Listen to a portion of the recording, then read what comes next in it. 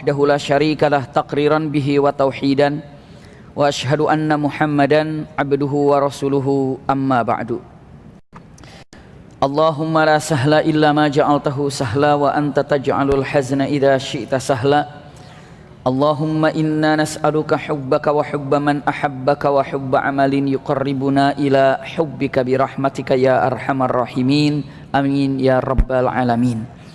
Alhamdulillahirrabbilalamin. Mudah-mudahan i'tikaf kita pada malam hari ini seluruhnya disertai dengan rahmat dan berkah Allah Subhanahu wa taala.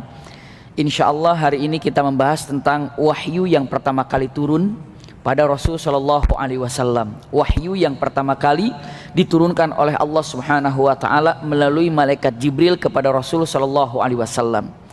Hal yang paling penting ketika untuk mengetahui tentang wahyu, apa artinya wahyu? Wahyu itu pastinya adalah kalau dibilang secara bahasa, wahyu ini adalah bisikan yang cepat dibisikan. Itu wahyu.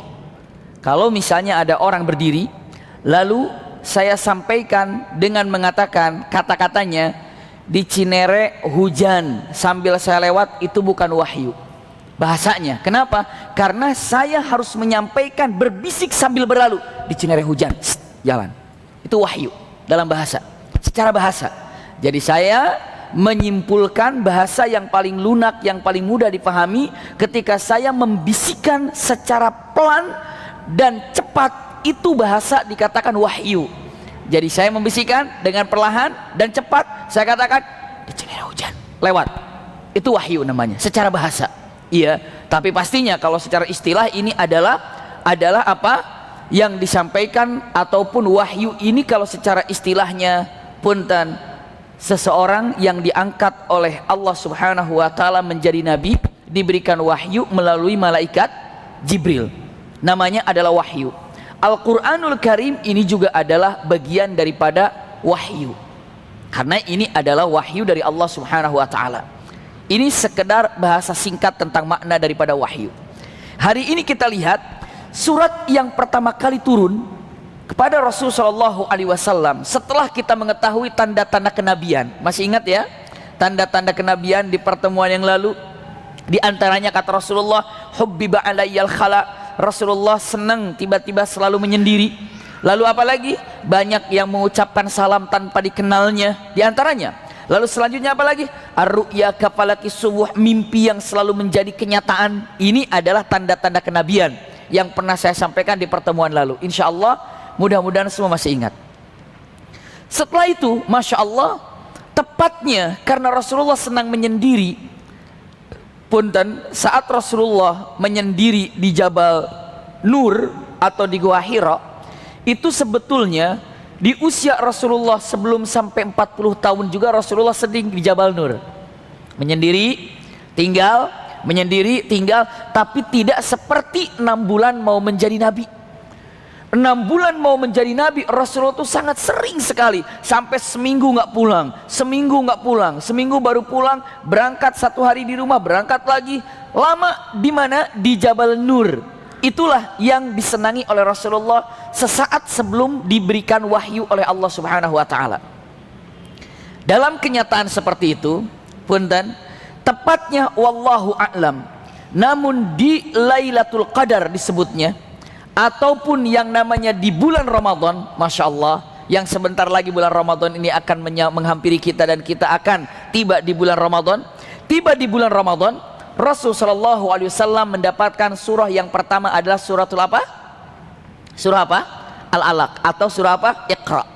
Semua tahu surat ini. Berapa ayat semuanya yang turun pertama kali? 5 ayat. Singkat saya sampaikan, kalau tidak keliru saya pernah sampaikan di awal-awal, namun ini sebagai pelajaran pentingnya buat kita. Bagaimana tidak kaget Rasulullah dalam keadaan sendiri di gunung ataupun yang namanya di Jabal Nur, tiba-tiba datang seorang laki-laki dengan Rasulullah tidak mengenalnya, dan dia dengan mengatakan kata-katanya, "Iqra." Bacalah. Rasulullah menjawab, "Ma ana biqari." Aku tidak bisa membaca. Tapi laki-laki itu mengatakan, sebelum menyatakan Iqra lagi, dipeluknya Rasulullah dengan erat. Faghattani ghattatan syadida. Kata Rasulullah, begitu aku katakan ma ana biqari, faghattani ghattatan, sampai aku tidak bisa nafas, sampai tidak bisa nafas. Jadi kalau ada orang dipeluk dengan kerasnya, maka nafasnya susah, dan itulah yang dilakukan oleh malaikat Jibril kepada Rasulullah sallallahu alaihi wasallam. Faghattani ghattatan syadida, sampai Rasulullah tidak bisa nafas. Fa arsalani marratan ukhra, lalu dilepaskan sekali lagi. Setelah itu ditanya lagi, iqra. Rasulullah mengatakan ma ana biqari, faghattani ghattatan syadida. Terus dipeluk lagi dengan eratnya sampai Rasulullah tidak bisa bernafas, lalu dilepaskan lagi. Fa arsalani marratan ukhra, lalu malaikat bertanya lagi, iqra, memerintahkan lagi. Rasulullah mengatakan ma ana biqari, faghattani ghattatan syadida. Sampai beberapa ulama menyatakan 3 kali Rasulullah dipeluk oleh malaikat Jibril dengan pelukan yang sangat dahsyat, keras sekali. Setelah itu dilepaskan lagi, lalu malaikat Jibril mengatakan iqra. Rasulullah mengatakan iqra. Iya, jadi katakan iqra, diulangi oleh Rasul, iqra, dilanjutkan iqra bismi rabbikal ladzi khalaq, iqra bismi rabbikal ladzi khalaq, khalaqal insana min 'alaq, iqra wa rabbukal akram alladzi 'allama bil qalam, 'allamal insana ma lam ya'lam. Masya Allah, langsung Rasulullah mengikuti kata-kata Jibril tersebut. Lalu setelah itu Rasulullah dalam keadaan takut, dan Rasulullah punten kalau dikatakan turun dari yang namanya Jabal Nur itu dalam keadaan ketakutan.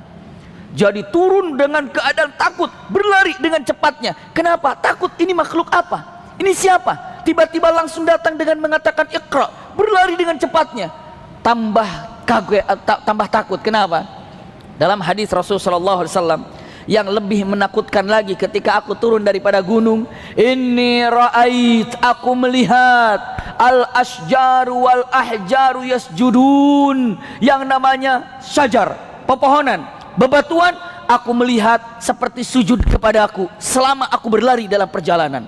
Kenapa?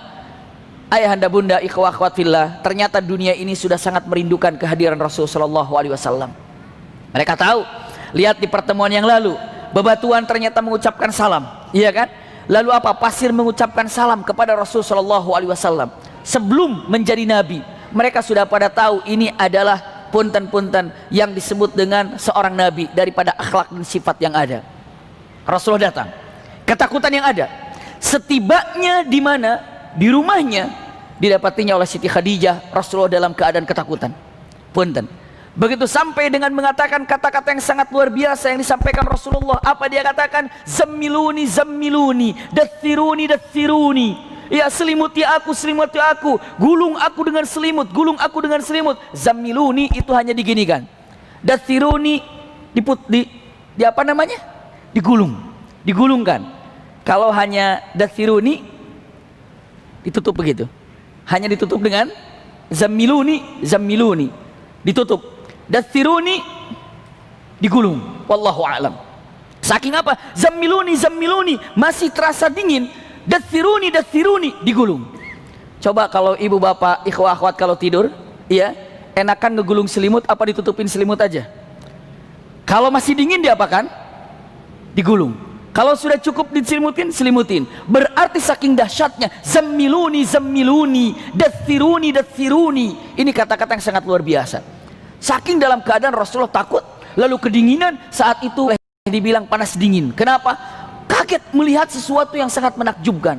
Lalu yang dijawab oleh Rasul sallallahu alaihi wasallam, zammiluni, zammiluni, dathiruni, dathiruni, wasubbu alayya ma'ul bardah. Artinya apa? Dan siramkan ke kepalaku air dingin. Kenapa? Panas sekali. Subhanallah, bisa kebayang. Punten, persiapan Rasulullah untuk berjumpa dengan malaikat Jibril itu tidak gampang. Rasulullah mau berjumpa dengan malaikat Jibril, fisiknya sudah dilatih di Bani Sa'diyah. Iya, fisiknya sudah dilatih. Bagaimana? Jadi kalau dibilang dengan mengatakan bukan hanya sekedar akhlaknya saja, tubuh Rasulullah itu paling ideal. Dari mulai ukuran kepalanya, ukuran pundaknya, kakinya, tangannya, semua itu adalah model manusia yang benar-benar diciptakan itu demikian. Pas, ya. Kalau dikatakan wa innaka la'ala khuluqin azim, akhlaknya juga luar biasa, dan memang postur tubuh yang paling pas kalau tingginya sekian, berat badannya sekian, kalau pundaknya sekian, kakinya sekian. Itulah ukuran Rasulullah SAW. Ini untuk diketahui oleh kita semuanya. Iya. Jadi Rasulullah SAW matsalul a'la khuluqiyan, akhlak yang baik, juga bukan hanya sekedar akhlak yang baik, tapi apa, secara postur tubuh itu paling cocok. Ada orang tinggi tapi kekurusan, ada, nggak ideal. Ada orang punten misalnya dengan mengatakan apa, terserahlah apa mau ceritanya, tapi yang jelas tidak ideal. Dari apa? Dari postur tubuh. Ini sih ganteng-ganteng, cuma apa, cuma misalnya punten-punten telinganya terlalu ini, mungkin. Ini ganteng-ganteng sih perempuan jalan, tapi jalannya terlalu begini, mungkin. Tapi kalau Rasulullah SAW memang kalau dari postur tubuh itu adalah matsalul a'la, contoh paling baik. Masya Allah, itu Rasulullah SAW. Saya lanjutkan, punten. Ini adalah Rasulullah SAW. Persiapan untuk berjumpa dengan malaikat Jibril, begitulah ternyata. Padahal persiapan sudah sangat matang. Berlari, zammiluni, dathiruni, wasubbu alayya ma'ul bardah, siramkan kepadaku air dingin. Lalu apa yang terjadi? Allahu Akbar. Yang terjadi ternyata Rasulullah SAW dalam keadaan menggigil, dalam keadaan ketakutan. Lalu inilah cocok seorang wanita yang luar biasa, yang selalu mendampingi suaminya dalam keadaan apapun. Apa kata Siti Khadijah mengatakan kata-katanya? Subhanallah, ada apa wahai Muhammad? Telah datang kepadaku seseorang yang tidak aku kenal. Dia mengatakan begini dan begini dan begini, mendekapku dengan erat, lalu melepaskan lagi, lalu begini dan begini dan begini. Takut, siapa makhluk itu? Itulah gagahnya Siti Khadijah dengan mengatakan, wallahi la yukhzikallahu abadan. Demi Allah, tidak akan pernah yang namanya Allah ini memberikan kepadamu kesulitan. Kenapa? Wa innaka latasilu rahimi, karena engkau ini selalu menyambung silaturahim. Wa innaka tuksibul ma'dum, sesungguhnya engkau ini selalu menolong orang yang tidak mampu. Masya Allah. Wa innaka tukrimud dhaif, iya, tukrimud dhaif, Anda ini selalu menolong atau menghormati tamu dan menolong orang yang tidak mampu. Diceritakan kebaikan-kebaikan Rasulullah oleh Siti Khadijah. Kamu itu nggak mungkin ada makhluk yang akan menghinamu, ada makhluk yang akan membuat kamu susah. Kamu itu orang baik, selalu menolong orang susah, kamu selalu menghormati tamu, kamu selalu menolong orang yang kesulitan. Rasulullah SAW ditenangkan hatinya oleh siapa? Siti Khadijah. Ditenangkan, tenang. Masya Allah, itulah seorang wanita yang luar biasa, menenangkan Rasulullah SAW. Itulah salah satunya kenapa Rasulullah SAW menikah dengan seorang wanita di awal ini, dengan Siti Khadijah. Usianya lebih tinggi daripada Rasulullah SAW. Kenapa? Karena memang untuk membutuhkan, boleh dibilang apa ya, kasih sayang yang luar biasa dari seseorang wanita, yakni Siti Khadijah radhiyallahu anha. Masya Allah. Saya pernah sampaikan sedikit tentang Siti Khadijah di pertemuan-pertemuan awal, tapi nanti insya Allah kita akan bahas lagi. Lalu selanjutnya apa? Rasulullah SAW sudah mulai tenang. Wanita yang solehah ini langsung berpikir, kesulitan suaminya apa yang terjadi ya? Maka apa yang dia lakukan? Dia mencari besoknya dengan pamannya. Siapa namanya pamannya? Waraqah ibn Nufail. Siapa Waraqah ibn Nufail? Waraqah ibn Nufail ini adalah pamannya Siti Khadijah. Masya Allah. Saya paling senang menyampaikan keseruan tentang Rasulullah bersama Waraqah ibn Nufail. Bismillah.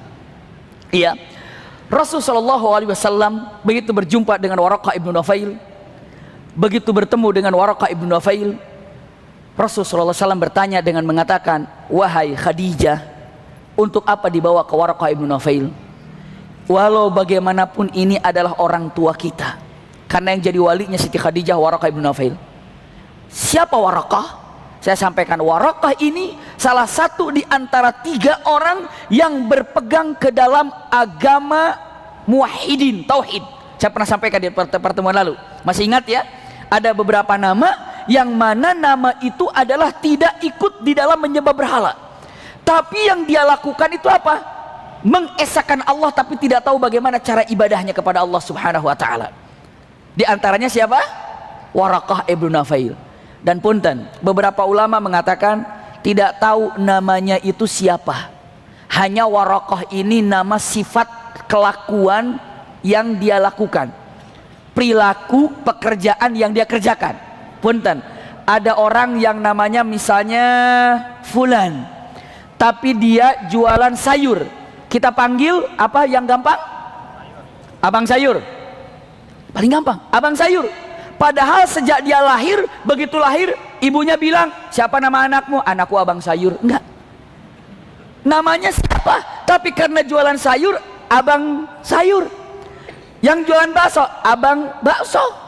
Semuanya. Nah, Waraqah itu artinya lembaran.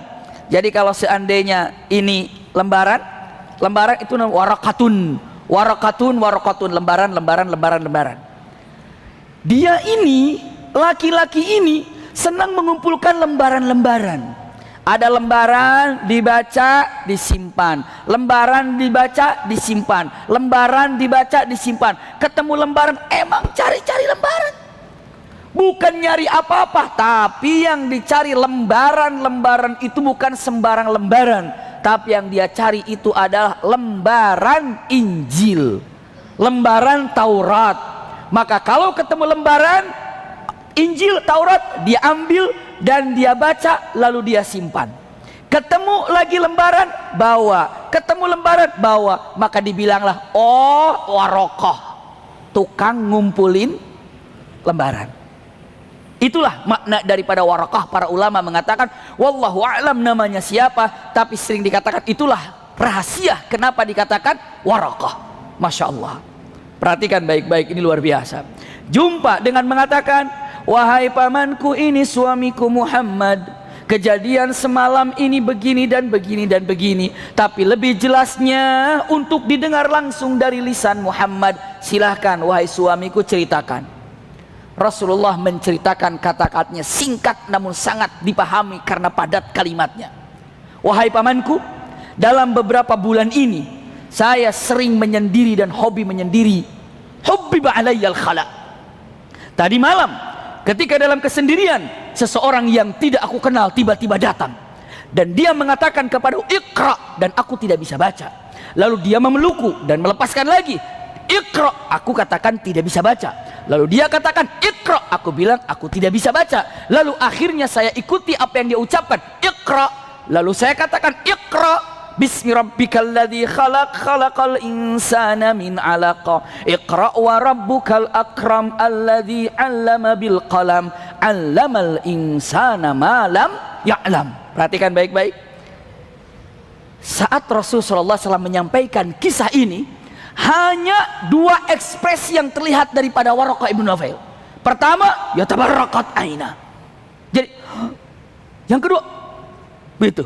Pertama melotot dengan kata-kata kagumnya. Lalu yang kedua mengerutkan, seakan-akan melotot lagi, mengkerut lagi, melotot lagi, mengkerut lagi. Itulah ekspresi yang ada di Waraqah ibn Nawfal ketika mendengarkan cerita ini. Hanya seperti itu ekspresinya.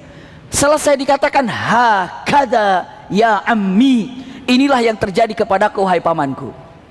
Bunda ayahanda tahu, ikhwah akhwat fillah tahu, begitu Rasulullah mengatakan kata-kata itu hanya 3 kalimat yang dikeluarkan oleh Waraqah bin Nawfal, tapi 3 kalimat ini membuat Rasulullah kaget, membuat Siti Khadijah pun kaget. Apa 3 kalimat ini yang diucapkan begitu Rasul mengatakan hakada ya ammi, beginilah yang terjadi kepadaku hai pamanku. Lalu kata Waraqah ibn Nawfal mengatakan, pertama dia ucapkan kalimatnya, wallahi alladzi jaa bikal laila huwa namusul akbar alladzi jaa bi Isa ibn Maryam. Itu kata-kata pertama. Demi Allah, yang tadi datang kepadamu itu adalah seseorang yang pernah datang kepada Nabi Isa alaihissalam. Namusul akbar itu artinya Jibril. Demi Allah, yang datang kepadamu itu adalah Namusul akbar. Demi Allah, yang datang kepadamu itu adalah Jibril yang pernah datang kepada Isa alaihissalam. Rasul kaget, aku didatangi Jibril? Coba bisa kagetnya bagaimana? Aku didatangi Jibril, tapi masih belum terungkap, hanya dalam wajahnya. Sekarang giliran yang bengong Rasulullah. Kalau tadi yang melotot bengong Waraqah, sekarang yang melotot bengong Rasulullah. wallahi alladhi ja'a bikal lailati ya namusul akbarul ladhi ja'a bi Isa ibn Maryam, demi Allah yang datang kepadamu itu adalah seseorang yang telah datang kepada Nabi Isa alaihissalam, dan dia adalah Jibril. Jibril? Belum kaget jawaban yang pertama, datang jawaban kedua. Apa? Anta nabiyyun khatamul anbiya, kamu nabi akhir zaman. Tambah kaget, aku nabi? Bagaimana perasaan kalau seandainya saat itu kita berada di samping Rasulullah? Bagaimana Rasulullah kagetnya? Anta nabi khatamul anbiya, kamu nabi dan kamu nabi akhir zaman. Rasulullah sambil melihat kepada Siti Khadijah, ana nabi, aku nabi. Bagaimana subhan, aku nabi? Setelah itu apa lagi? Lebih kaget lagi dengan yang ketiga, kata-kata yang disampaikan oleh Waraqah bin Nawfal, ya laitani jad'an. Punten kata-katanya, aduh, alangkah baiknya aku saat ini masih muda. Karena saat itu Waraqah bin Nawfal usianya 100 tahun lebih. Alangkah baiknya aku ini waktu ini masih muda. Alangkah baiknya saat ini aku masih muda. Kenapa? Saya udafi'uka indama akhrajuka qaumuk. Aku akan mendampingimu, menjagamu saat engkau diusir oleh orang-orang Mekah. Subhanallah. Jadi Waraqah mengatakan, alangkah baiknya aku saat ini masih apa? Masih muda. Saat engkau diusir dari kota Mekah, aku akan menjagamu mati-matian. Aku akan selalu berada di sampingmu. Kata siapa? Kata Waraqah ibn Nawfal. Rasulullah kembali dalam hati bertanya, aku diusir? Bukankah aku ini adalah orang yang dicintai oleh orang-orang Mekah? Baru beberapa hari lalu saya menyelesaikan urusan bagaimana cara menyimpan Hajar Aswad. Semua orang mengagumkan aku, semua orang mengelulukan aku, semua orang ini menghormati aku. Aku diusir?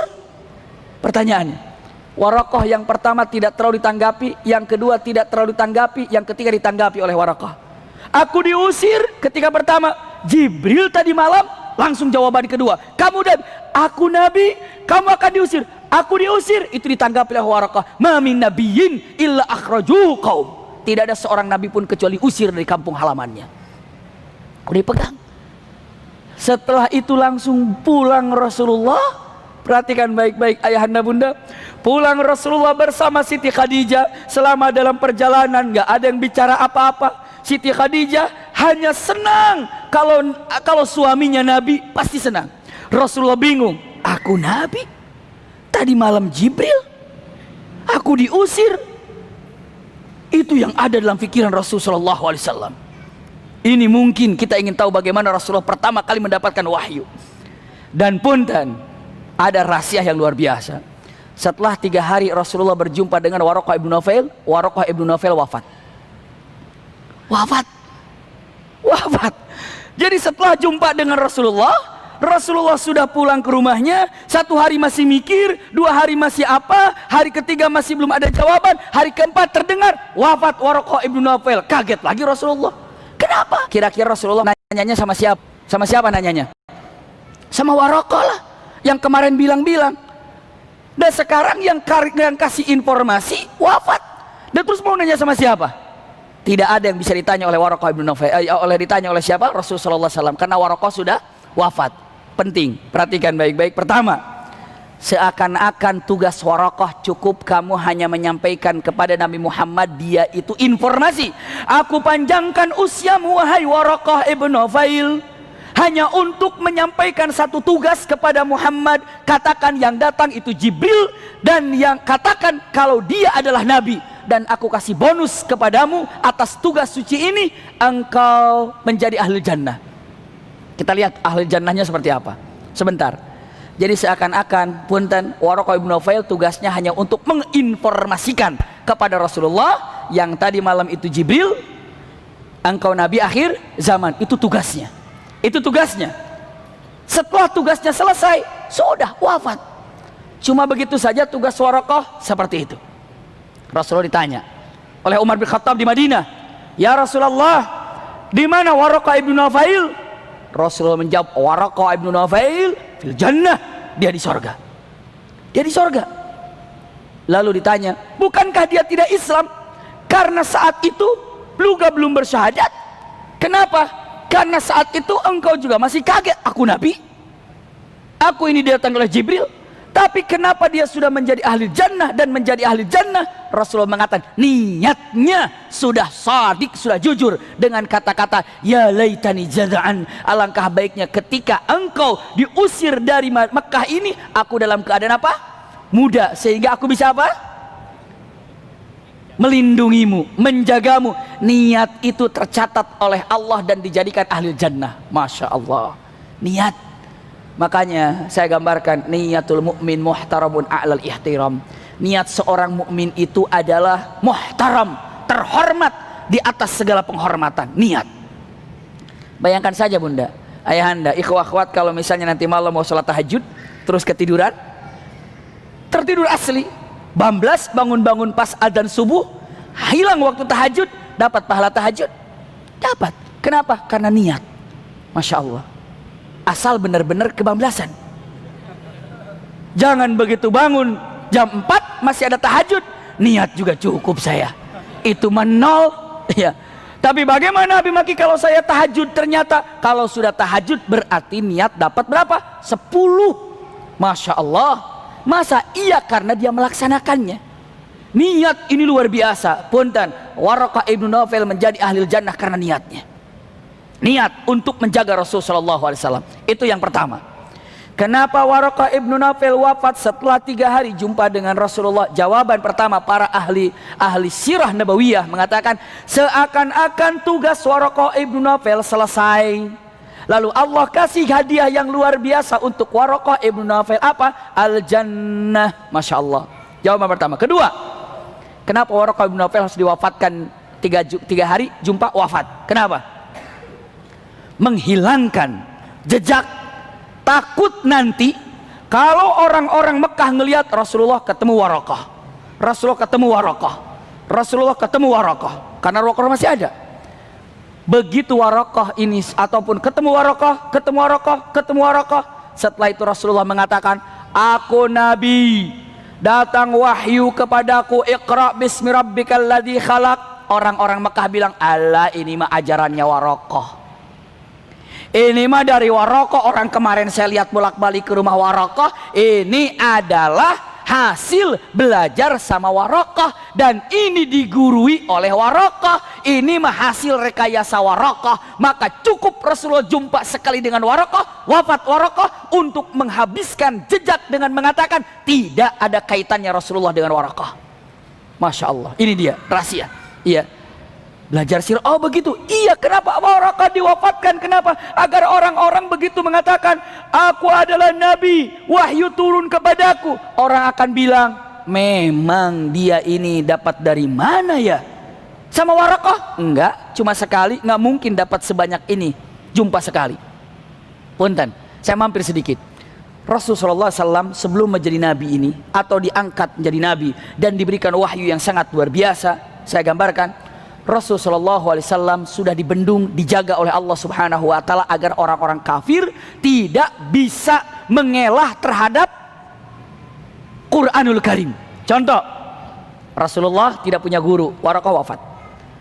Rasulullah tidak pernah berpergian jauh meninggalkan kota Mekah, hilang dari Mekah, nggak pernah. Saat Rasulullah berjualan sama-sama dengan ahli Mekah, semua tahu Rasulullah jualan kemana dan nggak hilang dari Mekah. Datang lagi ke Mekah, coba bayangkan kalau Rasulullah hilang 1 tahun aja dari Mekah, begitu datang jadi nabi, orang-orang akan bilang apa? Ini hasil nyantri ini, 1 tahun hilang, pasti nyantri di Transjakarta ini mah. Kenapa 1 tahun hilang? Oh jadi datang-datang udah bisa ngaji. Nah itu jelas. Tapi Rasulullah nggak pernah kehilangan. Semua orang-orang Mekah nggak pernah kehilangan Rasulullah. Tiba-tiba jadi ada ayat, ada Al-Quran, orang akan bilang dari mana belajarnya ya? Waraqah wafat, nggak pernah belajar sama Waraqah. Yang kedua, belajar sama siapa? Dia nggak pernah pergi jauh dan hilang. Yang ketiga, mungkin dia baca-baca, nulis-nulis. Rasulullah tidak bisa baca dan tidak bisa nulis. Wahyu, wa ma 'allamnahu syi'ra wa ma yanbaghi lah. Rasulullah tidak pernah diajarkan yang namanya syair, karena Quran jauh lebih baik.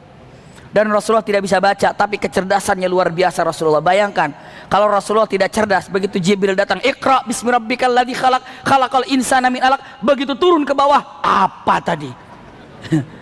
Apa tadi ya? Yang ingat cuma Iqra doang. Apa tadi? Bagaimana kalau Rasulullah tidak cerdas? Cerdas, pinter, hafal dengan apa yang ada. Ini yang didapatkan oleh Rasulullah SAW. Saya lanjutkan. Punten. Rasulullah SAW begitu mendengar yang namanya siapa? Waraqah wafat. Lalu apa yang terjadi pada Rasulullah SAW? Sekarang Rasulullah dalam keadaan bingung. Ya Rabb, aku ini nabi apa enggak ya? Ini Waraqah sudah wafat, mau nanya bagaimana? Punten.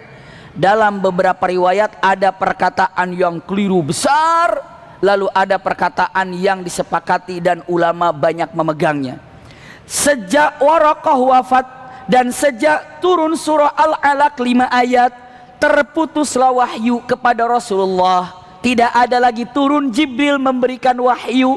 Ada yang menyatakan selama 3 tahun. Keliru, itu tidak ada dalilnya dan tidak ada dasarnya. Bukan 3 tahun. Ada yang menyatakan 3 bulan, silahkan. Ada yang menyatakan 6 bulan, silahkan. Paling banyak 6 bulan wahyu tidak turun. Dan Rasulullah mulailah dalam hatinya mengatakan, jadi nggak nabi ya aku ini? Mulai merindukan siapa? Merindukan Jibril alaihissalam. Mulai merindukan. Ya Allah, jumpa pertama mengecewakan. Ya aduh, pasti ini nggak jadi kayaknya. Kalau nyesel. Kenapa waktu jumpa pertama kali saya malah lari, saya malah takut, padahal itu Jibril. Karena saya tidak tahu kalau nanti datang lagi nggak begini saya mah. Mulailah ishtiyaq ala Jibril wa ala wahyi. Mulailah hatinya rindu terhadap Jibril dan rindu terhadap wahyu. Bisa dipahami sampai di sini ya? Aduh, kenapa kemarin tuh malah saya lari karena ketakutan. 6 bulan terputus, bingung. Nabi nggak ya? Saya jadi nabi nggak ya? Jadi nggak? Aduh, salah kemarin, kenapa saya nggak terima gitu waktu Jibril datang? Karena saya tidak tahu. Sekarang kalau Jibril datang lagi, saya akan menyambutnya dengan baik. Punten, datang langsung ke mana? Jabal Nur lagi. Duduk di Jabal Nur, seminggu nggak pulang-pulang, habis bekal pulang ke rumah, humum, sedih. Ditanya oleh siapa? Siti Khadijah, bagaimana suamiku? Jibril nggak datang. Terus aku mau ke sana lagi, datang lagi ke gunung, pulang lagi, gimana suamiku? Nggak datang. Subhanallah. Akhirnya apa yang terjadi? Begitu di gunung, Siti Khadijah naik ke atas. Bagaimana Muhammad? Rasulullah mengatakan, nggak datang.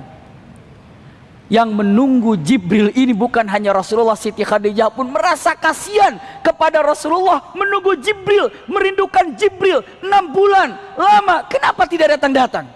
Ya Rabb, perhatikan baik-baik hal yang indah. Rasulullah pulang dari Jabal Nur malam-malam. Siti Khadijah berada di rumahnya. Begitu pulang dalam keadaan sendirinya, tiba-tiba ada yang mengatakan, Assalamu alayka ya Rasulullah, Assalamu alayka ya Muhammad, innaka nabi. Subhanallah, Rasulullah kaget. Assalamu alayka ya Muhammad. Rasulullah lihat kiri kanan nggak ada, belakang nggak ada. Ternyata melihat Jibril berada di atas. Masya Allah, memperlihatkan wujud yang aslinya. Sampai Rasulullah melihat dengan mengatakan kata-katanya, Wallahi ma ra'aitu sama. Saya tidak melihat langit. Kenapa? Tertutup dengan Jibril semuanya. Jibril ini lahu sittu mi'atu junah. Jibril memiliki 600 sayap. 600 sayap. Lihat dalam hadis Rasulullah SAW. Matirah punten, dari sini ke pundaknya sab'una alfasanah, 70.000 tahun perjalanan. Jibril. Dalam kalimatnya Rasulullah melihat Jibril 2 kali. Satu saat itu, yang kedua ketika di Sidratul Muntaha. Dalam Al-Quran, laqad ra'ahu nazlatan ukhra 'inda Sidratil Muntaha. Ini yang kedua kali di Sidratul Muntaha.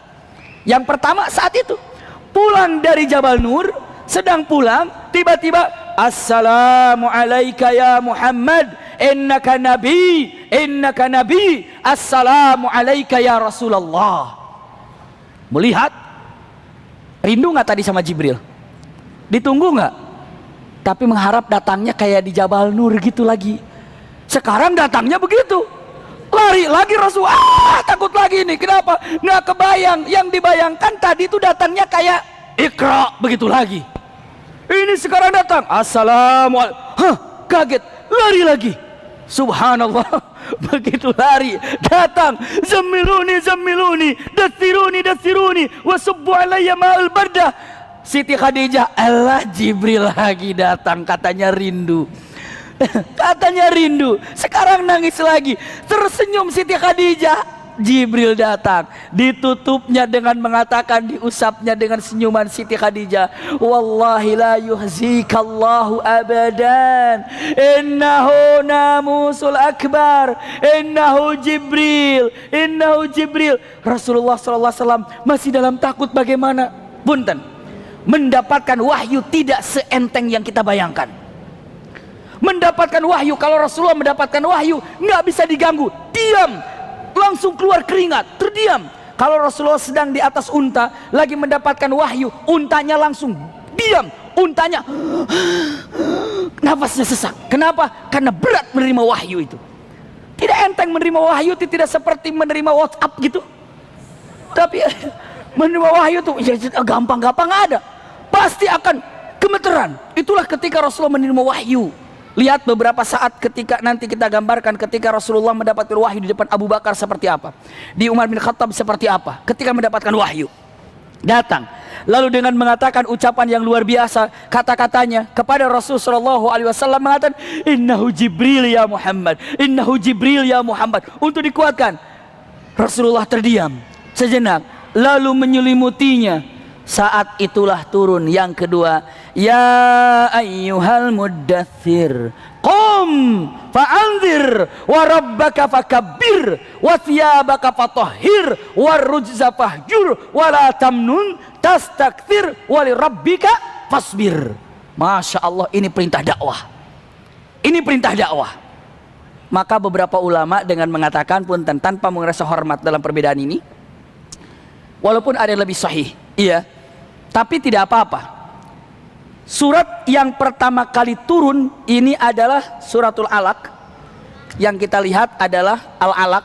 Saya tulis di sini, iya. Lalu Al-Muddathir, punten, ini 1 sampai 5, iya. Lalu Al-Muddathir saya sampaikan. Al-Alaq ini adalah Iqra bismi rabbikal ladzi khalaq, khalaqal insana min 'alaq, Iqra wa rabbukal akram alladzi 'allama bil qalam, 'allamal insana ma lam ya'lam. Punten, dari 1 sampai 5 itu tidak ada perintah dakwah. Ada perintah dakwah nggak di situ? Nggak ada. Nanti ibu bapak ikhwah akhwat baca ayatnya 1 sampai 5, nggak ada perintah dakwah, nggak ada perintah untuk berdakwah, itu nggak ada. Tidak ada perintah untuk dakwah. Tapi dalam surat Muddathir ada nggak perintah dakwah? Ya ayyuhal muddathir, wahai yang menggulung dirinya dengan selimut, qum, bangunlah, fa'anzir, anzirun nas, anzir, fa'anzir wa rabbaka fakabbir, dan besarkan nama Tuhanmu, agungkan nama Tuhanmu, kenalkan nama Allah di sekelilingmu di dunia. Wa rabbuka fakabbir wa thiyabaka fatahhir wa rujza fahjur wa la tamnun tastakthir wa li rabbika fasbir. Ini adalah perintah dakwah. Jadi kalau dibilang, para ulama mengatakan pengangkatan Rasulullah menjadi nabi di suratul Alaq. Pengangkatan Rasulullah menjadi apa? Rasul di suratul Muddathir. Karena di sini ada perintah apa? Dakwah. Maka wajar kalau para ulama mengatakan perbedaan antara nabi dan rasul adalah nabi diberikan wahyu tapi tidak diberikan kewajiban untuk berdakwah kepada masyarakat luas, cukup di kampungnya mungkin. Tapi kalau yang namanya rasul, seseorang diberikan wahyu oleh Allah Subhanahu wa taala dan diberikan kewajiban untuk apa? Berdakwah. Contohnya apa? Ini adalah surat yang pertama kali turun, Al-Alaq. Kenapa? Ini adalah pengangkatan Rasulullah menjadi apa? Nabi. Ini suratul Muddathir, pengangkatan Rasulullah menjadi apa? Rasul. Maka wajar, punten bunda, ayahanda, ikhwah akhwat fillah, punten, wajar kalau ada ulama mengatakan surat yang pertama kali turun itu suratul Alaq. Ada yang bilang enggak, surat yang pertama kali turun itu suratul Muddathir. Bisa dipahami nggak bunda? Ikhwah akhwat, ulangi lagi. Kalau ada orang mengatakan surat yang pertama kali turun itu suratul Alaq, tapi ada yang bilang bukan, surat yang pertama kali turun itu suratul Muddathir. Punten, saya tanya, saya sampaikan untuk ikhwah akhwat, kalau ada perbedaan pendapat itu, ibu bapak jawabannya tahu sekarang. Iya, benar, suratul Alaq ada surat yang pertama kali turun, Suratul Mudaththir juga ada surat yang pertama kali turun. Tapi apa? Suratul Alaq pertama kali turun menjadikan Rasulullah sebagai nabi, dan suratul Mudaththir itu ada dinobatkannya Rasulullah menjadi Rasul. Kenapa? Karena Al-Alaq tidak ada perintah untuk berdakwah, tapi suratul Mudaththir ada perintah untuk berdakwah. Bisa dipahami ini ya? Ada pendapat tiga lagi. Oh bukan, surat yang pertama itu bukan Al-Alaq, bukan Mudaththir, tapi Al-Fatihah. Al-Fatihah. Coba jawabannya apa? Ibu bapak jangan kaget. Ibu bapak bilang benar, suratul Fatihah pertama kali turun. Iya. Bagaimana maksudnya? Karena surat yang pertama kali turun lengkap ayat 1 sampai 7 ini suratul Fatihah. Surah Al-Alaq tamat? Tidak. Surat Mudaththir selesai? Tidak. Tapi suratul Fatihah surat yang pertama kali turun secara lengkap tanpa ada jeda, langsung hari itu turun, langsung 7 ayat suratul Fatihah. Maka kalau ada bilang mengatakan surat yang pertama kali turun ya suratul Fatihah, ibu bapak jawab benar, maksudnya ada surat yang pertama kali turun secara lengkap. Maka keluarlah perkataan para alim ulama, satu awail suar, 3 surat yang pertama kali turun. Ini dia. Sekarang tahu sekarang. Kalau mengatakan surat yang pertama kali turun apa? 3, biar nggak repot. Iya jawabannya. Nanti daripada diheboh-hebohin, 3. Pertama adalah Al-Alaq, angkat Nabi. Al-Mudaththir, angkat Rasul. Al-Fatihah, surat yang pertama kali turun secara lengkap. Ini ketika membedakan antara Nabi dan Rasul. Tapi ada qaulil arjah untuk diketahui oleh ikhwah akhwat. Bismillah.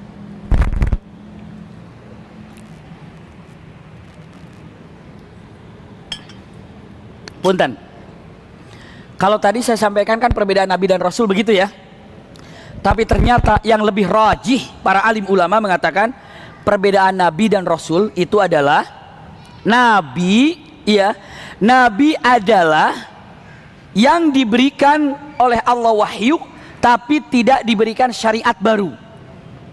Tapi kalau Rasul adalah seorang yang diberikan wahyu dan syariat baru. Seperti itu. Contoh, punten, Nabi siapa ini? Nabi Ibrahim. Nabi Ibrahim, Nabi apa Rasul? Nabi Ibrahim, Nabi apa Rasul? Rasul.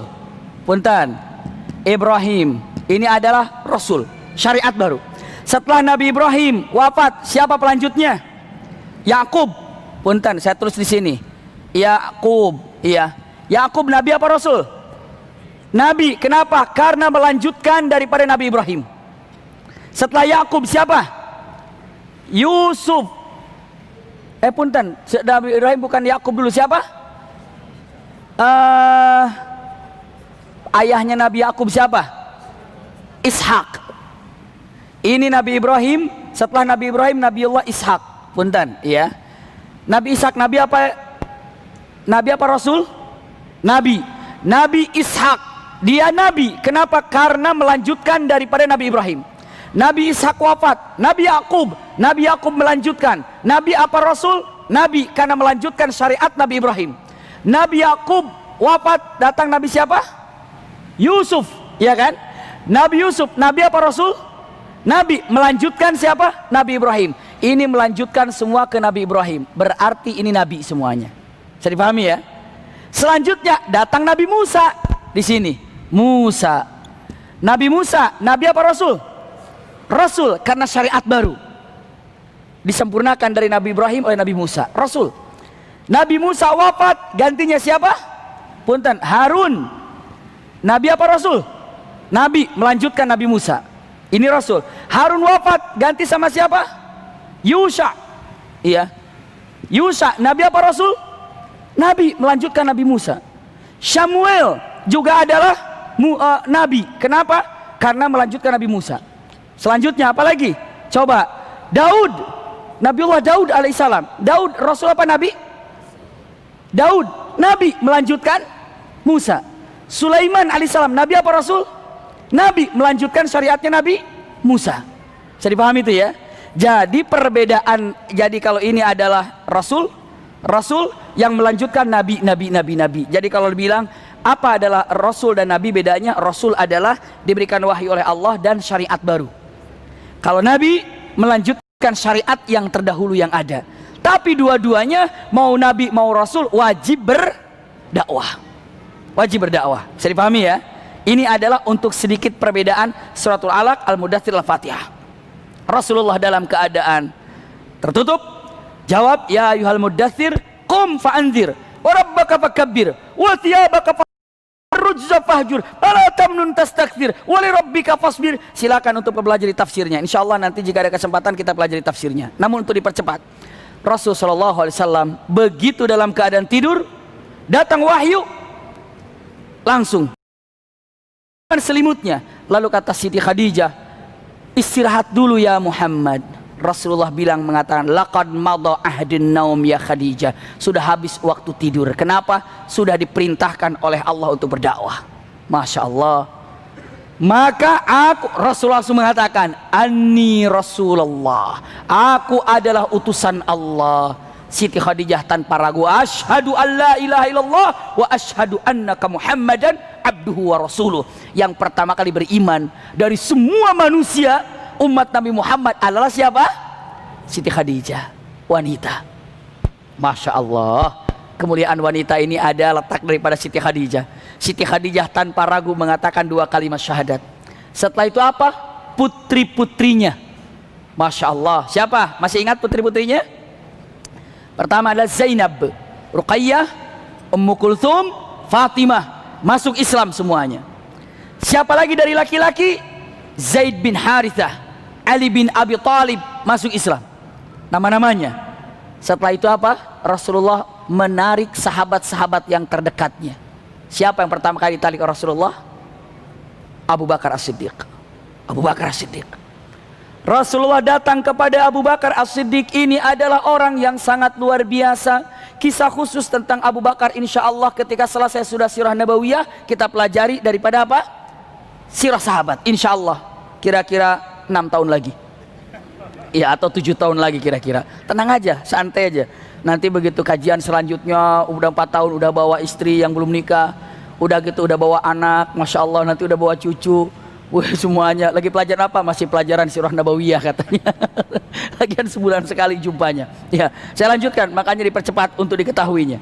Saat itu apa yang terjadi? Usikum wa iyaya nafsi bitaqwallah. Islam, ulangi lagi. Yang awail Siti Khadijah. Lalu apa? Zainab, Ruqayyah, Ummu Kulthum, ya, Fatimah radhiyallahu anhum jami'an, ya. Punten. Selanjutnya apa lagi? Sayyidina Ali. Lalu siapa? Zaid bin Harithah. Saya pernah angkat Zaid bin Harithah kan? Di sini udah pernah saya sampaikan kan? Belum ya?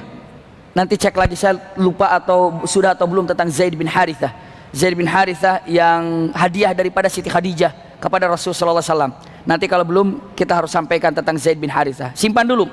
Setelah itu apa? Rasulullah SAW datang kepada si Abu Bakar. Datang kepada Abu Bakar. Masya Allah, Masya Allah, Masya Allah. Rasulullah mengatakan, tidak ada yang aku perlihatkan kepada siapapun tentang Islam tanpa susah, tanpa ragu. Begitu ditawarkan langsung hayu, langsung oke, kecuali Abu Bakar. Kalau yang lain, aku adalah Nabi, gini ini. Buktinya apa? Kenapa memang Nabi? Nabi itu apa? Kenapa? Kenapa? Buktinya, contohnya, kenapa? Selalu pertanyaan. Tapi Abu Bakar ketika datangnya Rasulullah, ya Abu Bakar, kamu tahu aku diangkat oleh Allah menjadi nabi dan menjadi utusan Allah. Apa kata Abu Bakar? Engkau utusan Allah? Ya, asyhadu an la ilaha illallah wa anna Muhammadar Rasulullah. Subhanallah. Nggak ada kesulitan Abu Bakar. Nggak ada kesulitan.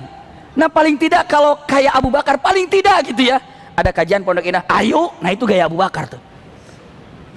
Ada kajian di Pondok Indah, kapan? Jam berapa? Itu masih nanya-nanya itu. Ada kajian di oke, kapan? Nggak usah kapan-kapan, pokoknya saya hadir. Masya Allah, Abu Bakar banget kamu. Subhanallah. Sama ketemu akhwatnya, nikah yuk, ayo. Abu Bakar perempuannya itu. Harus ta'aruf dulu di sini, Masya Allah. Tapi yang jelas dengan mata, itulah Abu Bakar yang sangat indah ini tanpa ragu. Sampai dikatakan, tidak ada seorang pun ketika aku perlihatkan tentang Islam yang tidak menyulitkan, langsung dia terima kecuali siapa? Abu Bakar. Punten, Abu Bakar nyolek semua teman-temannya. Teman-temannya Abu Bakar. tahu nggak di sini ada nabi namanya adalah Muhammad. Yuk, ikut yuk, ikut yuk, ikut yuk. Masya Allah, atas ajakan Abu Bakar As-Siddiq. Perhatikan baik-baik. Atas ajakan Abu Bakar As-Siddiq. Siapa? Zubair ibn Awam, Sa'ad ibn Abi Waqqas, Abdurrahman bin Auf, Talha bin Ubaidillah. Subhanallah, Abu Ubaidah bin Jarrah. 5 orang ini masuk Islam karena diajak oleh siapa? Abu Bakar As-Siddiq. Masya Allah. Ulangi lagi. 5 orang yang hebat ini masuk ke dalam Islam karena ajakan siapa? Abu Bakar As-Siddiq. Dan tahu ibu bapak, yang 5 ini adalah semua mubasyirin bil jannah. 10 orang masuk surga tanpa dihisab. Punten, berarti pahala yang 5 ini semua tumplak ke Abu Bakar. Kenapa? Man dalla ala khairin falahu ajru ka ajri fa'ilihi. Ibu bapak, misalnya begini nih. Yuk ikut ngaji yuk, di sana ada kajian, di rumah siapa, di masjid mana. Ibu bapak ngajak ngaji teman itu, hari itu ibu bapak ikhwah akhwat pahala ngaji 1 buat sendiri, yang kedua hitung berapa orang yang diajak oleh ikhwah akhwat, itu pun pahalanya ala mizani hasanat ibu dan bapak. Ada 5 orang, hari ini saya dapat pahala ngaji 6. Kenapa? Saya 1, 5 dia buat kita. Masya Allah, luar biasa. Jadi Abu Bakar yang mengajak 5 ini, maka pahala yang 5 ini tumplak untuk siapa semua? Abu Bakar. Abu Bakar nyari-nyari 1 orang temannya yang luar biasa, belum datang-datang. Siapa? Utsman bin Affan. Unik, saya gambarkan sedikit saja. Utsman bin Affan kemana? Wallahu a'lam. Tapi saya melihat daripada perkataan para alim ulama, hal ini untuk unik disampaikan. Utsman bin Affan orang yang sangat dikagumi dan terhormat. Muda, pintar, cerdas, berwibawa, baik, itulah Utsman bin Affan. Pokoknya kalau ngelihat Utsman bin Affan, tidak ada satu wanita pun kecuali berharap dia ingin menjadikan Utsman sebagai suaminya. Saking harapan semua wanita yang ada di Mekah, Utsman bin Affan. Kalau orang tua melihat Utsman bin Affan, tidak ada satu orang tua pun kecuali berharap kalau Utsman ingin untuk dijadikan mantunya. Itulah Utsman bin Affan. Ulangi lagi. Kalau Utsman bin Affan berlalu di pasar, orang tua akan bilang, alangkah indahnya kalau dia jadi mantuku. Semua orang tua bilang gitu. Utsman bin Affan. Utsman bin Affan kalau berjalan, setiap wanita melihat dengan mata, seandainya aku menjadi istri dia, indah sekali. Tidak ada satu orang pun yang tidak berharap kepada Utsman bin Affan. Soleh, pintar, cerdas, baik, kaya, kurang apa lagi? Utsman bin Affan ternyata jatuh cinta kepada seorang wanita. Siapa? Ruqayyah. Siapa Ruqayyah ini? Putrinya Rasul sallallahu alaihi wasallam. Putrinya Rasul sallallahu alaihi wasallam. Dan sama cerdasnya dengan bibinya Utsman, namanya Su'jah. Wahai bibiku, aku ini sangat mencintai Ruqayyah putrinya Muhammad, tapi bagaimana saya malu-malu ini. Tinggal langsung aja lamar. Tunggu nanti setelah saya safar untuk berdagang baru saya meminangnya. Kata Su'dah, jangan, lamar dulu, nanti ajalah habis apa? Habis safar, habis dagang, biar punya lebih dana lebih banyak. Utsman bin Affan jalan safar, selama dalam perjalanan ternyata Ruqayyah dipinang oleh laki-laki. Siapa yang meminangnya? Semua tahu. Iya. Yang meminang daripada Ruqayyah ternyata putranya Abu Lahab. Siapa namanya? Utbah bin Abi Lahab. Waktu itu Rasulullah belum jadi nabi, belum. Utbah bin Abi Lahab, Utbah putranya Abu Lahab meminang siapa? Ruqayyah, dan diterima oleh Rasulullah. Menikahlah. Langsung baper. Ya katanya. Ya tenang, perjalanan cinta itu kadang-kadang tidak bisa ditebak. Iya. Akhirnya apa yang terjadi? Begitu Utsman bin Affan datang, dari mana? Dari perjalanan, kaget. Kata, sudah telat kamu, bukan dari kemarin. Aduh, nyesel. Ngelihat pernikahan orang yang dicintainya. Siapa? Ruqayyah dengan Utbah. Kata Utsman, wahai bibi, aku di Mekah nggak betah kayaknya. Kenapa? Aduh, terbayang-bayang Ruqayyah, Ruqayyah, Ruqayyah, Ruqayyah. Udahlah, saya konsentrasi aja apa? Untuk menghilangkan pikiran, biar tidak apa? Sibuk. Sibuk apa? Kerja. Sibuk cari nafkah. bersana, bersini, bersana. Wah, kerja luar biasa. Ini padahal disiapkan oleh Allah menjadi laki-laki terkaya yang ada dan paling hebat infaknya. Sehingga ketika dalam peperangan yang namanya perang Tabuk, Masya Allah, luar biasa. Rasulullah dengan mengatakan kata-katanya, kan perang Tabuk, Rasul berdiri di masjid. Siapa yang bisa menyiapkan untuk pasukan Tabuk ini, Jaisul Usra disebutnya, pasukan kesulitan, falahul jannah, dia berada di sorga. Maka semuanya pada berdiri, para sahabat pergi ke rumahnya masing-masing. Untuk apa? Untuk bawa apa? Untuk bawa apa? Harta yang biasa diumpahkannya. Utsman bin Affan datang, dak, Masya Allah, dengan membawa gembolan besar, isinya adalah emas, permata, paling banyak. Lalu Rasulullah dengan wajah yang berseri-seri sambil membawa emas itu dengan mata, ma darra Utsman ma fa'ala ba'dal yaum. Aduh, sambil dibawa, aduh, dipegang-pegang emasnya. Utsman, Utsman, engkau ini tidak akan pernah mendapatkan kesulitan setelah apa yang kau lakukan hari ini. Surga untukmu Utsman, surga untukmu Utsman. Itu pujian. Telah dihitung masih kurang. Kata Rasulullah dengan mengatakan, masih kurang, kata Rasulullah. Siapa yang bisa menyiapkan pasukan untuk perang ini, surga baginya. Tiba-tiba Utsman berdiri lagi, pergi lagi. Para sahabat, Utsman pergi lagi, kan udah tadi. Kalau zaman kita mah, kok kamu nggak pergi? Kan udah tadi, udah. Astagfirullahaladzim. Kan udah tadi. Nggak ada kata-kata udah. Utsman mah pergi, berangkat, semua menoleh. Utsman pergi lagi. Datang, ya Rasulullah, aku sudah siapkan apa? Aku sudah siapkan 7 atau 90 ekor kuda, lengkap dengan peralatan perangnya. Aku sudah siapkan untuk 90 ekor kuda dengan pedangnya, dengan perisainya, dengan selama perjalanan makannya. Saya sudah siapkan 90 ekor kuda. Langsung kata Rasulullah mengatakan, ma darra Utsman ma fa'ala ba'dal yaum. Dihitung masih kurang. Kata Rasulullah, man jahaza Jaisul Usra falahul jannah. Berdiri Utsman, berangkat lagi. 3 kali bolak-balik Utsman bin Affan. Masya Allah, beda sama kita mah. Ya Rabb, gila, di masjid aja kan suka ada kenceng lewat tuh, trek, begitu lewat lagi, udah lewat, udah. Padahal duitnya masih ada. Kadang-kadang lagi tuh, begitu lewat kan udah, pindah ke depan kosong. Kenapa? Biar kencengnya lewat belakang. Astagfirullahaladzim. Kenapa? Ini kadang-kadang kita bilang udah, masjid ini udah. Nggak ada kata-kata udah kalau untuk infak tuh nggak ada. Nggak ada. Misalnya dia minta lagi, ada kasih lagi. Minta lagi, ada kasih lagi. Jangan, udah ini mah, saya cukup, udahlah. Udah, nggak ada kata-kata Utsman bin Affan. Ternyata, punten, saya pernah menghitung dengan guru kami yang kami sayangi, yang kami cintai di Timur Tengah, Dr. Kohar Abu Sattar. Beliau dengan mata katanya, Syekh, kira-kira kita hitung berapa pembelian Utsman. Pemberian terus dihitung dengan yang ada. Di hari itu dia menghabiskan untuk infaknya kira-kira 29 miliar dalam satu hari. 29 miliar, siapa yang bisa mengeluarkan itu? Masya Allah, habis 29 miliar satu hari. Dan punten, perang Tabuknya nggak jadi. Kenapa? Orang Romawinya kabur orang Romawinya. Udah perjalanan jauh-jauh gitu kan, nyampe ke sana orang Romawi nggak datang. Akhirnya balik lagi ke Madinah. Masih utuh nggak harta Utsman? Utuh. Nggak bilang karena nggak jadi perang, punten, dibalikin lagi. Nggak ada. Utsman bin Affan mengatakan, waqaftu lillah, aku wakafkan di jalan Allah. Ambil semuanya. Masya Allah. Makanya Utsman bin Affan tuh, aduh, kalau sudah infak itu nggak mikir apa-apa. Selesai. Tuntas. Nah, Abu Bakar nyari-nyari, kenapa? Kemana Utsman? Oh, ternyata lagi apa?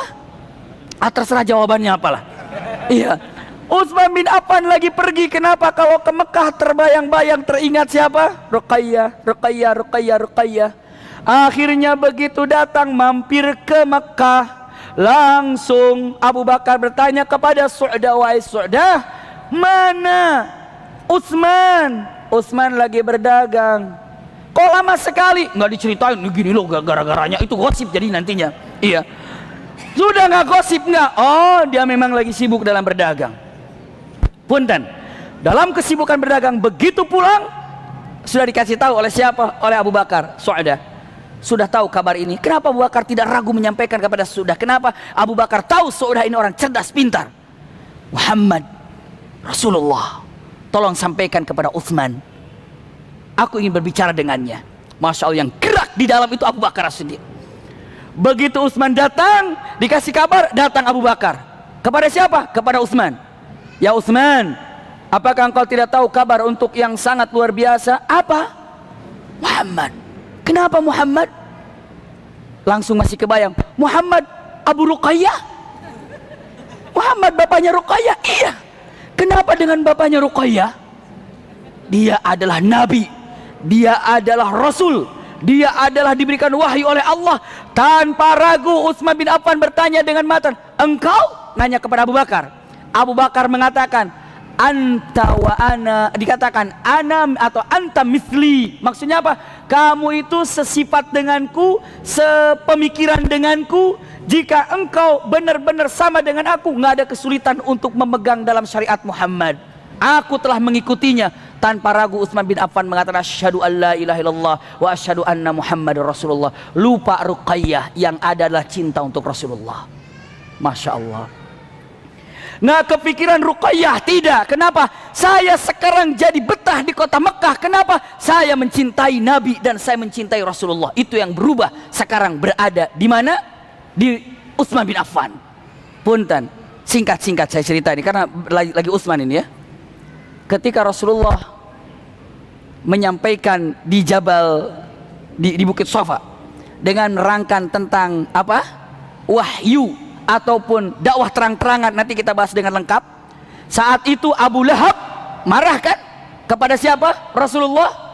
Saking marahnya kepada Rasulullah dengan menunjuk, tabban laka ya Muhammad walihada jama'atana, celaka kamu Muhammad, kamu mengumpulkan kami hanya untuk ini saja. Rasulullah terdiam. Dijawab oleh Allah. Apa kata Allah?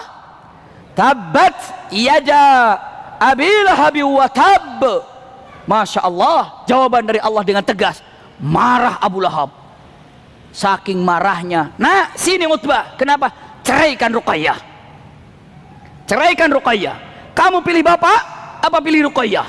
Masya Allah, kalau ada orang gitu tuh kayaknya turunan Abu Lahab tuh. Iya. Pilih bapak apa pilih Ruqayyah? Jangan, kalau sama anak tuh jangan begitu. Iya. Apa masalahnya? Rapikan, jangan pilih bapak pilih Ruqayyah, pilih ibu pilih Ruqayyah, jangan. Tapi apa? Lihat apa? Satukan sesuatu yang mungkin akan retak, satukan bagaimanapun caranya. Kecuali kalau memang sudah bertentangan dengan syariat, silakan istikharah. Apapun satukan, eratkan.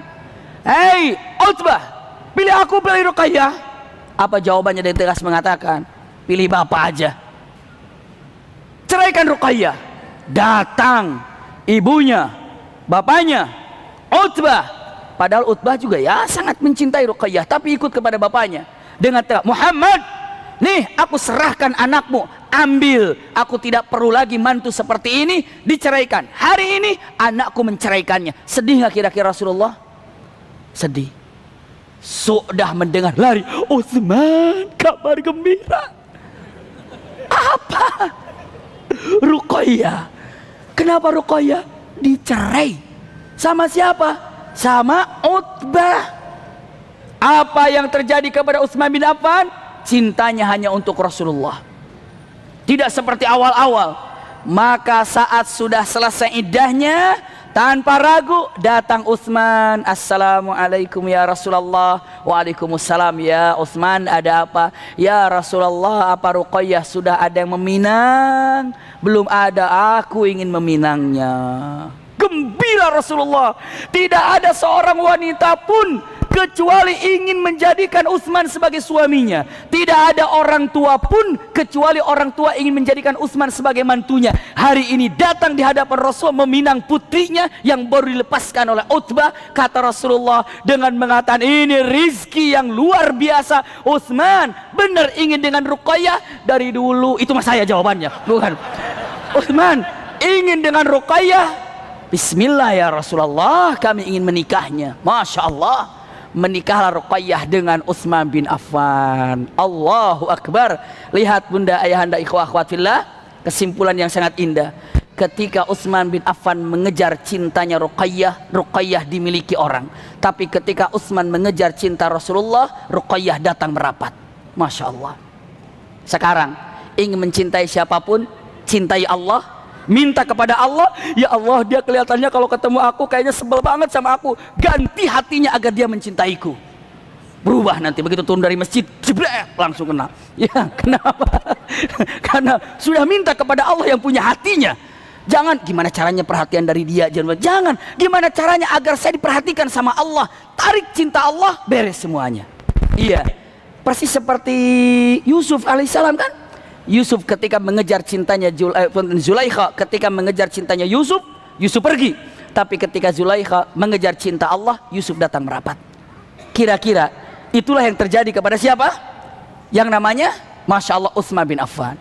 Lalu saat itu datanglah perintah Allah dengan mengatakan fasdaba bima tu'mar wa arid 'anil jahilin. Hai Rasulullah, setelah engkau berdakwah secara diam-diam, sekarang berdakwahlah secara terang-terangan.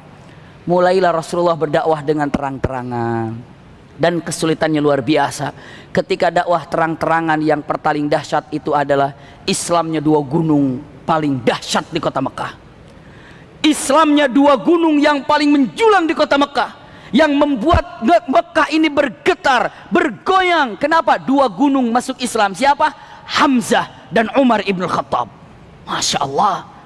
Islamnya Hamzah, Islamnya Umar, ini merupakan suatu keagungan yang luar biasa. Sampai takbir menggelegar di kota Mekah ketika Islamnya Hamzah dan Umar. Gimana Islamnya Hamzah Umar? Bulan depan kita lanjutkan, insya Allah. Iya, jadi bulan depan kita lanjutkan insya Allah, jika Allah pertemukan kita kembali. Dakwah terang-terangan dan Islamnya Hamzah bersama Umar radhiyallahu anhuma. Mudah-mudahan ayahanda bunda apa disampaikan ada manfaatnya. Mohon doanya khususnya buat semua yang hadir di tempat ini diberikan kesehatan oleh Allah Subhanahu wa taala. Iya, kemarin baru dalam perjalanan dari Jawa Timur, dari Malang ke Surabaya, terus putar ke sana, makanannya terlalu enak, daging lagi, akhirnya kolesterolnya naik. Ya, habis itu kenapa pusing, kenapa sakit begini? Oh ternyata dibekam tadi. Alhamdulillah. Kalau seandainya perjumpaan ini seminggu sekali, mungkin saya akan izin tadi untuk malam hari ini. Tapi ini sebulan sekali. Kalau izin pun nggak enak, jumpa lagi nanti kalau jumpa di bulan Ramadan. Kalau tidak, ketemu lagi Syawal. Kalau bulan Syawal kita ketemu, terlalu lama. Jadi ini adalah punten silaturahim. Mudah-mudahan di bulan Ramadan kita bisa berjumpa, dan di bulan Ramadan bisa mendapatkan ridha dan ampunan dari Allah Subhanahu wa taala. Sekali lagi saya sampaikan mohon maaf atas segala kekurangan dan kekhilafan. Jazakumullah khair ala husni istimaikum. Lakum minni al-hubbu wa du'a. Wassalamualaikum warahmatullahi wabarakatuh. Waalaikumsalam warahmatullahi wabarakatuh. Jazakallah Habib. Barik. Ini ada pertanyaan ya. Iya. Capek. Kita doain supaya cepat sembuh. Tapi tadi Masya Allah dimulai dari Ya, ini bentar romantis. Ujung-ujungnya urusannya supaya bukan nikung lah itu namanya, minta sama Allah malah dikasih. Nah, jadi supaya kita semua punya kualitas sedekah kayak nanti bulan Ramadan semua kotak amal dibikin. Ya, jadi dari ujung kita sama-sama udah bisa lihat begitu. Ayo, jadi teman-teman juga yang kalah sama Usman bulan Ramadan bulannya sedekah terus juga sedekah pengalaman juga boleh, kita jangan juga sedekahnya. Terus tadi supirnya yang mana ya? Ada. Jangan ragu, minta sama Allah. Kalau sendiri itu Allah yang kasih. Bapak, mana itu kita punya BNI, voice talk, dosen kita banyak ngomongin hal seperti itu. Insya Allah next kita bakal ketemu mungkin di tanggal 13. Tanggal 13 ada hangout di Bintaro. Titip sebentar. Kita bakal ngomongin tentang Ramadan, apa aja yang bakal kita dapat di Ramadan, apa aja yang kita lewatkan atau yang kita lewatin Ramadan biasa aja. Nah ini teman-teman, kalau teman-teman aja mau lihat mau pusing dan gym sekarang